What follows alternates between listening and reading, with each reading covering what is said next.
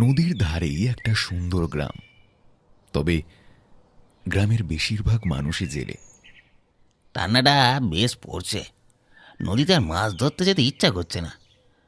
ভোরবেলা ঘুম থেকে ওঠো, তারপর মাছ ধরতে গেলেই বাবারে ঠান্ডা জলে হাত পা পুরো যেন জমে যায়। ভোলার এই কথা শুনে ঘর থেকে বেরিয়ে আসে তার মা। জানি খোকা, ভীষণ ঠান্ডা পড়েছে। কবে থেকে তোকে একটা কথা বলবো বলবো বলে কিছুতেই বলতে পারছি না। শোন না খোকা, একটা ভালো বিবাহের সম্বন্ধ এসেছে। আর না বলিস না, আমি আজ বেঁচে আছি, কাল যদি মরে যাই তোকে কে দেখবে বলতো? তার আগে যদি তোর একটা বিয়ে দিয়ে যেতে পারি, আমি নিশ্চিন্ত হই। তোমার এই গরিব ছেলেকে কে বিয়ে করবে মা? বিয়ে করার পর কত ঝামেলা জানো। কি খেতে দেবো ওই মেয়েকে? কেন, আমরা কি না খেয়ে আছি নাকি? আমরা যা খাবো ও তাই খাবে। আচ্ছা আচ্ছা, এটা ঠিক আছে। তো তোমার যা ইচ্ছা তো তুমি তাই করো। ভোলা লজ্জা পেয়ে উঠে চলে যায়। তার মায়ের আর আনন্দ ধরে না। অনেকদিন পর ছেলেকে বিয়ে দিয়েছে ধুমধাম করে। ভোলার বিয়ে হয়ে যায়। ভোলার বউটা ভীষণ রূপবতী, তার নাম লক্ষ্মী। আরে কটা বাজে? অনেক বেলা হলো, বৌমা কি উঠবে না? বাতের ব্যথাটা দিন দিন বেড়েছে। বৌমা, ও বৌমা। ওইদিকে রূপবতী লক্ষ্মী ঘরে নাক ডেকে ঘুমাচ্ছে। 10টা বেজে গেছে। শাশুড়ি মায়ের চিৎকারে ঘর থেকে উঠে হাই তুলতে তুলতে বেরিয়ে আসে। এত ষাঁড়ের মতো চেঁচাচ্ছেন কেন? একটু ঘুমোতেও দেবেন না নাকি? বৌমার ব্যবহারে অবাক হয়ে যায় দুজনে। এদিকে ভোলাও সামনে দাঁড়িয়েছিল। বউকে সে একটা ধমক দেয়। কি কি বলছো তুমি আমার মাকে? এই একদম বেশি কথা বলবে না তো, একদম বেশি কথা বলবে না। সকাল সকালে তো চিল্লামিল্লি কিসের? হ্যাঁ, আমি একটু ঘুমোচ্ছিলাম, ঘুমটাই ভাঙিয়ে দিল। বৌমা, 10টা বেজে গেছে, আর কত ঘুমাবে? কেন, আমি উঠেই বা কি রাজকার্য করবো শুনি? আপনি আমাকে ডাকছিলেন কেন সেটা আগে বলুন। ডাকবো না? 9টা বেজে গেছে, জল খাবার চা কিছুই তো হয়নি। কেন, আপনার হাত পা নেই? করে খেতে পারেন না বুঝি? না আমাকে বিয়ে করে আনার আগে করে খেতেন না? আমি আসার পর কি সাপের 5 পা দেখেছেন? দুজনেই অবাক হয়ে যায় লক্ষ্মীর ব্যবহারে। লক্ষ্মী আবারও বলে ওঠে, আজব সব মানুষ। বিয়ে না করে তো একটা চাকর আনলেই পারতেন। তাকে দিয়ে গাধার মতো খাটাবে তাহলে? একটা কাজের মেয়ে রাখতেই পারো। বিয়ে করে আমাকে আনার কি ছিল? যত সব। তোমাকে বলেছিলাম মা। আরে বাদ দে তো, ও ছেলে মানুষ, আস্তে আস্তে সব ঠিক হয়ে যাবে। এরকম কত কথা ছোটবেলায় তুই বলতিস। মা, তুমি না বড্ড ভালো মানুষ। তোমার মতন মানুষ হয় না। তাহলে তুমি এরকম অন্ধ হয়ে যেও না। আমি যাই। খবরদার বলছি, তুই কিন্তু বৌমাকে কিছু বলিস না। এইদিকে ভোলার মা খুব ভালো মানুষ। সে সমস্ত রকম রান্না বান্না করে আবারও যায় বৌমাকে ডাকতে। তখন বৌমা আয়নার সামনে দাঁড়িয়ে চুল আঁচড়াচ্ছিল। কত সুন্দর চুল তোমার, কি সুন্দর লম্বা ঘন কালো চুল। জানো বৌমা, আমারও বিয়ের আগে এত সুন্দর ঘন কালো চুল ছিল, কিন্তু বর্তমানে চুলের অবস্থা দেখে বুঝতেই পারছো। আপনার মাথায় চুল কোথায়? এ তো টাক পড়ে গেছে। কি আর করব বলো, এখন 3 কাল গিয়ে 1 কালে ঠেকেছে। কবে টুক করে মরে যাব। তা ঠিক, তবে মা রান্না কি হয়েছে? আমার খুব খিদে পেয়েছে মা। রান্না হয়ে গেছে, খাবে এসো। লক্ষ্মী খেতে বসে। খেতে বসে দেখে ভাত, ডাল, তরকারি আর চুনো মাছের ঝাল। তা দেখে লক্ষ্মীর মাথা গরম হয়ে যায়। এ কি রান্না? আমি এসব খাবো না, আমার মাংস চাই। বৌমা, এটা খেয়ে নাও, খাবার নষ্ট করতে নেই। হবে না, আমি এই জন্যই বলেছিলাম আমি এই বাড়িতে বিয়ে করব না, কিন্তু মা বাবা জোর করে আমাকে এখানে বিয়ে দিল। গরিবের পরিবার খেতে পায় না ঠিক মতো, বাড়ি ঘরের এরকম অবস্থা। আর আমার কপালটাই পোড়া, যত সব ভিখিরি লোকজন। এই বলে লক্ষ্মী রাগ করে খাবার ফেলে চলে যায়। বৌমা, খাবার ফেলে এভাবে যেতে নেই বৌমা। শোনো শোনো বৌমা, শোনো। লক্ষ্মী তার শাশুড়ি মায়ের কোনো কথাই শোনে না। লক্ষ্মী একটু বড়লোক ঘরের মেয়ে, বিয়ে করে ভোলাদের বাড়িতে এসেছে। রাতের বেলা ভোলা এসে মায়ের কাছ থেকে শুনতে পারে তার বউয়ের ব্যবহার। বড্ড বাচাল মেয়ে, ওকে উচিত শিক্ষা দিতে হবে। শোন বাবু, বৌমাকে কিছু বলিস না, ও বাচ্চা মেয়ে। ভোলা এদিকে কিছু শোনে না, রেগে মেগে ঘরে প্রবেশ করে। কি শুনছি লক্ষ্মী, তুমি মার সাথে এমন ব্যবহার করছো কেন? চুপ কর বাবু। তুমি আসতে না আসতে মা তোমাকে সব লাগিয়ে দিয়েছে না?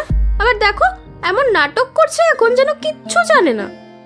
চুপ কর খোকা, আমি বলছি তো খোকা, চুপ কর। থাক, অনেক নাটক হয়েছে, আর আপনাকে এত নাটক করতে হবে না। ছেলে আসতে না আসতেই তো বেশ আমার নামে লাগিয়ে দিয়েছেন। পারেনও বটে, হ্যাঁ? এমন কুচুটে বুদ্ধি মাথায় আসে কোথা থেকে বলুন তো? ভোলা এবার ভীষণ রেগে যায়। তোমার তো সাহস বড় বেড়েছে, তোমাকে আমি ঘর থেকে বাইরে বার করে দেবো জানো। আমার আমার মায়ের সাথে যদি এইভাবে কথা বলো, তোমার বাবা মাকেও বলে আসবো তোমার ব্যবহার সম্পর্কে। হ্যাঁ, এবার লক্ষ্মী চুপ করে যায়, মাথা নিচু করে দাঁড়িয়ে থাকে। এরপর থেকে 1 সপ্তাহ কেটে গেছে। লক্ষ্মী এখন পাল্টে গেছে।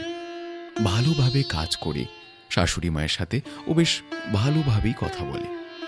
বারান্দায় বসে ভোলা আর তার মা এই ব্যাপারটা নিয়ে আলোচনা করছিল। যাক বাবা, সব ভালোই হয়েছে। আমি কদিনের জন্য একটু শহরে যাব, তোমরা দুজনে একটু ভালোভাবে থেকো। হ্যাঁ, আমি বলেছিলাম না বাবু, একটু সময় দে, সব ঠিক হয়ে যাবে। আমরা দুজনে সাবধানে থাকবো, তুইও সাবধানে যা। একদম না, তুমি চিন্তা করো না আমাদের নিয়ে। ভোলা শহরে চলে যায়। লক্ষ্মী ঘরের ভেতর প্রবেশ করে, তারপরে বেরিয়ে আসে একটা ঝাঁটা হাতে। এই নিন ধরুন, ঘরটা ঝাঁট দিয়ে দিন। মানেটা কি বৌমা? মানেটা কি মানে? ঘরের কাজ করুন। লক্ষ্মীর আসল রূপ এবার ফুটে ওঠে। শাশুড়ি মাকে দিয়ে ঘরের সমস্ত কাজ করায়। একে তো শীতকাল, তার উপরে শাশুড়ি মাকে দিয়ে সমস্ত কাজ করাতে থাকে। এদিকে বয়স্ক মানুষটা আস্তে আস্তে অসুস্থ হয়ে বিছানা শয্যা হয়ে পড়ে।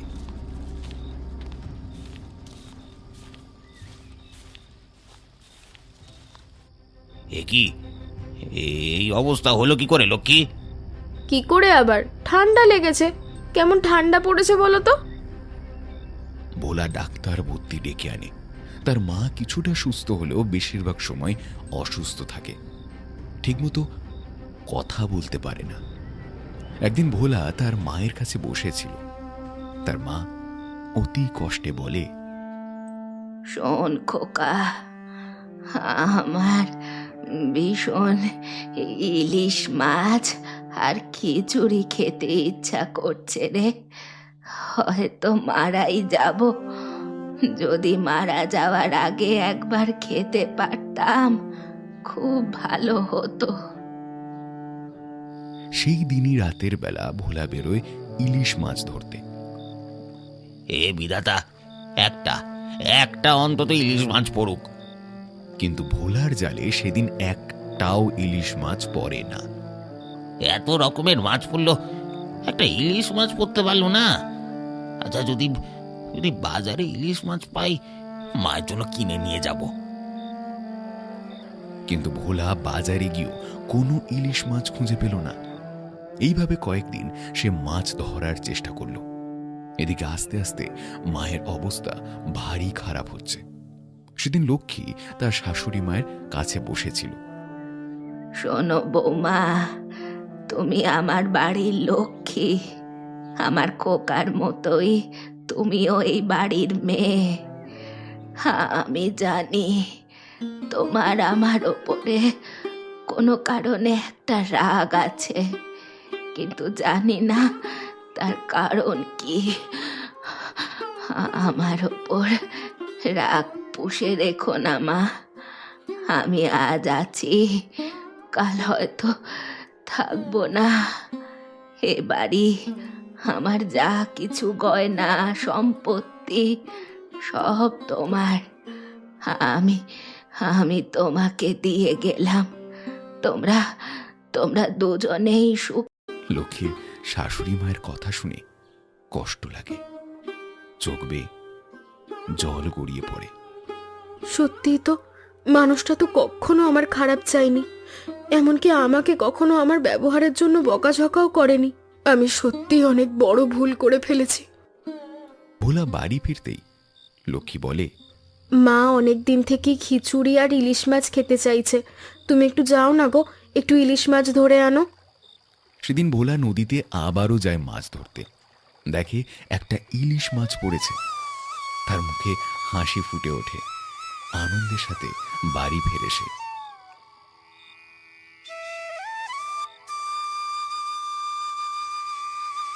এই দেখো বউ, ইলিশ মাছ পড়েছে গো, ইলিশ মাছ পড়েছে, এনেছি। আজকে ইলিশ মাছের ভাপা খাবো। ও বাবা, এত বড় ইলিশ মাছ তো আমি বাপের জন্মে খাইনি। ইলিশ মাছের ভাপা করব, তার সঙ্গে খিচুড়ি করব আজকে। হ্যাঁ, আমি ভাবতে পারিনি এত বড় ইলিশ মাছ পেয়ে যাবো। যা একটা সমস্যা, আমি তো রান্না করতে পারি না। মা থাকলে তো আমাকে সাহায্য করতেন, কিন্তু এমন সময় ঘরের ভেতর থেকে আস্তে আস্তে উঠে আসে লক্ষ্মীর শাশুড়ি মা। কি মা লক্ষ্মী, কি ভাবছো? আমি শুয়ে থাকবো? আমি সুস্থ হয়ে গেছি, অনেকটাই সুস্থ অনুভব করছি। চলো, আমি তোমাকে শিখিয়ে দিই। না না থাক, আপনাকে কষ্ট করতে হবে না, আমি ঠিক করে নেব মা। এতে আর কষ্ট কি মা? হ্যাঁ হ্যাঁ, চলো চলো, আমিও তোমাদের হাতে হাতে একটু সাহায্য করি। সংসারের কাজ সকলে মিলে করলে বেশ মজাই লাগবে। তাহলে আজকে রান্নাটা তুমিই করো, যেমন করবে তেমনই খাবো। মা আর মেয়েতে বসে গল্প করব। আমার হয়েছে জ্বালা, ওইদিকে দেখো শাশুড়ি আর বৌমা মিলে গল্প করছে আর আমি কিনা রান্না করছি। কি গো, এসো, গরম গরম ইলিশ মাছ ভাপার খিচুড়ি খাবে, এসো। কি সুন্দর গন্ধ উঠেছে, মনে হয় খুব সুস্বাদু হবে। কি বলেন মা? জানি না, তবে যেমনই হবে আমি খাবো। এই নাও, তুমি আগে খাও, তারপর আমি খাবো। খেয়ে বলো কেমন হয়েছে। খুব ভালো হয়েছে, খুব ভালো হয়েছে। ভোলা একটু মুখে রেখে খিচুড়ি তুলতেই বুঝতে পারে বিভৎস বাজে রান্না হয়েছে। এ বাবা, মা তুমি যা বললে ভালো হয়েছে, আমি তো লবণ দিতেই ভুলে গেছি। একদম বাজে লাগছে, একদম নুন হয়নি। তুমি খাচ্ছ কি করে? কোথায় বাছা, ভালো হয়েছে তো। তুমি না মা, কখনোই আমাদের খারাপ কিছু দেখতে পাও না। মায়েরা কখনো সন্তানদের দোষ ত্রুটি দেখেন না, যদিও বা দোষ ত্রুটি থাকে সেটা মানিয়ে চলার চেষ্টা করেন, ঠিক করার চেষ্টা করেন। মা, আমাকে ক্ষমা করে দেবেন মা, আমাকে ক্ষমা করে দেবেন। ধুর পাগলি মেয়ে, এইভাবেই সুখ দুঃখ হাসি মজা নিয়েই তো আমাদের জীবন, বল। তোমাদের কি নিয়ে কথা হচ্ছে বলো তো? তোকে জানতে হবে না, খিচুড়িতে 2 চামচ নুন দে, তারপর আমাদের ডাকিস, আমরা একসাথে বসে খাবো। যাক বাবা, এখন তো দেখছি ভালো লাগছে। পরিবারটা যদি এভাবে থাকে তাহলে কার না ভালো লাগে।